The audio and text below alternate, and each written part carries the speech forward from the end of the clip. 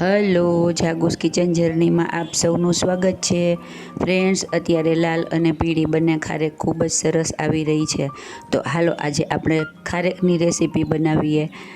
તો આજે આપણે બનાવશું ભરેલી ખારેકનું, અને એ પણ ફરાળી શાક। શું તમે ક્યારેય ટ્રાય કર્યું છે? તો આ રેસીપી ચોક્કસથી જોજો।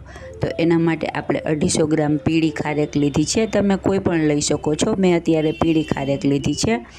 હવે આપણે તેની કેપ કાઢી નાખશું। આવી રીતે પહેલાં તોડી અને પછી તેની કેપ છરીથી કાઢી નાખશું।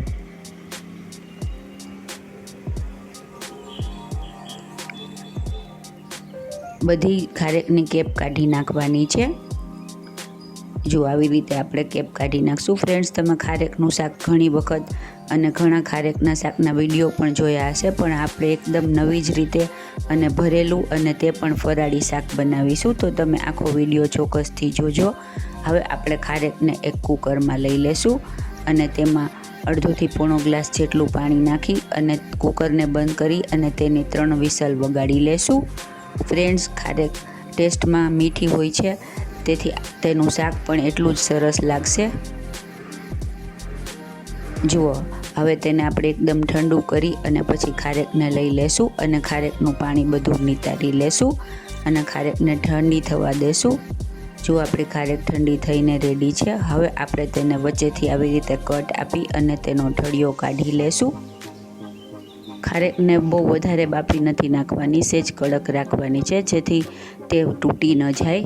આવી રીતે આપણે બધી ખારેકના ઠળિયા કાઢી લેશું। ફ્રેન્ડ્સ, આ શાક એટલું સુપર ક્લાસ અને સુપર ટેસ્ટી લાગે છે ને કે હું તમને શું કહું। આ વખતે ફરાળમાં 11 કે પૂનમ આવે ત્યારે તમે ચોક્કસથી બનાવજો। બટેટાના શાકથી કંઈક હટકે ખાવાની તમને મજા જ પડી જશે। જો આપણી ખારેક બધી રેડી થઈ ગઈ છે, આપણે બધામાંથી ઠળિયા કાઢી લીધા છે। હવે આપણે તેમાં અંદર ભરવાનું સ્ટફિંગ રેડી કરીશું। આના માટે 2 મોટી ચમચી સિંગદાણાનો પાવડર લેશું। સિંગદાણા સાવ ક્રશ કરી નથી નાખવાના, મેં ચીલી કટરમાં ક્રશ કરેલા છે।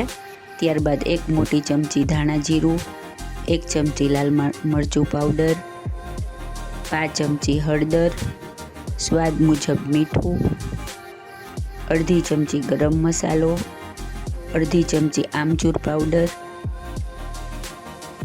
અને 2 ચમચી જેટલું તેલ લેશું।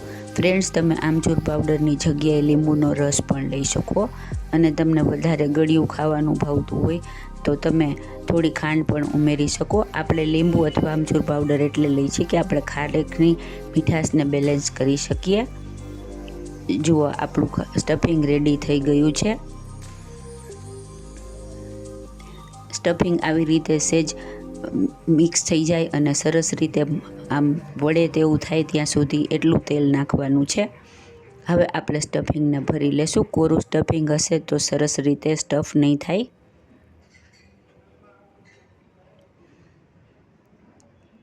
આવી રીતે આપણે બધી ખારેકને સ્ટફ કરી લેશું।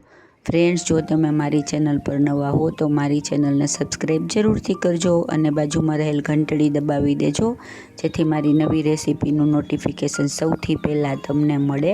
હવે આપણે એક મિક્સર જારમાં 1 મોટું ટમેટું સમારેલું, 1 લીલું મરચું અને 1 ઇંચ જેટલો આદુનો ટુકડો લેશું અને તેની પેસ્ટ બનાવી લેશું। ફ્રેન્ડ્સ, તમે આ ટમેટાં છીણી અને આદુ મરચાંને ઝીણા ક્રશ પણ કરી શકો છો। જો આપણી પેસ્ટ રેડી થઈ ગઈ છે। હવે આપણે એક પેનમાં 3 થી 4 ચમચી જેટલું તેલ ગરમ કરવા મૂકીશું અને તેલ આવી જાય એટલે તેમાં 5 ચમચી જીરું અને અડધી ચમચી તલ એડ કરીશું। ફ્રેન્ડ્સ, તલનો ટેસ્ટ આમાં સરસ લાગે છે, તમે સ્ટફિંગમાં તલનો પાવડર પણ નાખી શકો છો। તલ અને જીરું સરસ એકદમ તતડી જાય એટલે આપણે તેમાં ટમેટાની પેસ્ટ એડ કરીશું અને તેને સરસ રીતે ચડાવી લેશું। તેલ છૂટું પડે ત્યાં સુધી આપણે ટમેટાની પેસ્ટને સોતે કરીશું। હવે આપણે બધા રૂટીન મસાલા, લાલ મરચું પાવડર, હળદર, ધાણા જીરું, મીઠું વગેરે ટમેટાની પેસ્ટના માપના જ એડ કરવાના છે। બાકી બધા આપણે પહેલાંથી એડ કરેલા છે, એટલે થોડા થોડા તમે તમારા ટેસ્ટ મુજબ એડ કરી શકો છો। ફ્રેન્ડ્સ, તમે આની સાથે રાજગરાના લોટની ભાખરી કે પૂરી બનાવી હશે ને તો ખાવામાં એટલું સરસ લાગશે ને. તમે આ ફરાળ વગર એમ પણ બનાવી શકો છો, પણ આજે આપણે ફરાળી રેડી કર્યું છે, કેમ કે આપણે સૂકી ભાજીને એવું બધું બહુ ખાતા હોઈએ, તો આ એક અત્યારે ખારેકની સિઝનમાં નવો ટેસ્ટ ચાખવા મળશે, તો તમે ચોક્કસથી ટ્રાય કરજો. હવે આપણે બધી ખારેકને તેમાં કેરફુલી એડ કરી દઈશું અને તેને સરસ રીતે મિક્સ કરી લેશું.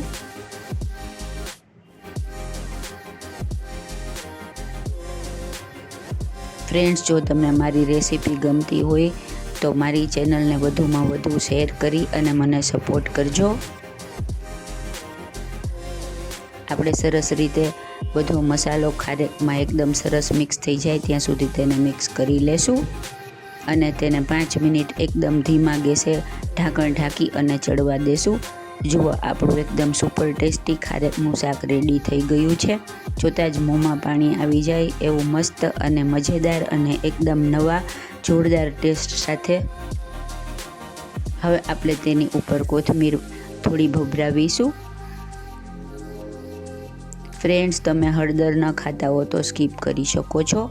ઘણા ફરાળમાં હળદર નથી ખાતા હોતા અને નોર્મલ મીઠું ન ખાતા હો તો તમે આમાં સિંધા મીઠું એડ કરી શકો છો.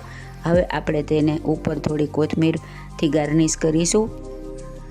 આપણું એકદમ સુપર ટેસ્ટી અને સુપર યમી લીલી ખારેકનું શાક રેડી છે. તો તમે પણ આ વખતે વ્રત ઉપવાસમાં ચોક્કસથી બનાવજો. હવે અમસ્તી પણ વ્રત ઉપવાસની સિઝન ચાલુ થઈ જ ગઈ છે, તો આ એક નવો ટેસ્ટ તમને મજા જ પડી જશે. છે ને એકદમ જોરદાર, ખાવામાં એટલું જ મજેદાર છે, તો તમે ચોક્કસથી ટ્રાય કરજો અને મજા લેજો. ફ્રેન્ડ્સ, જો તમને મારી રેસીપી પસંદ આવી હોય તો મારી ચેનલને લાઇક, શેર અને સબસ્ક્રાઈબ જરૂરથી કરજો.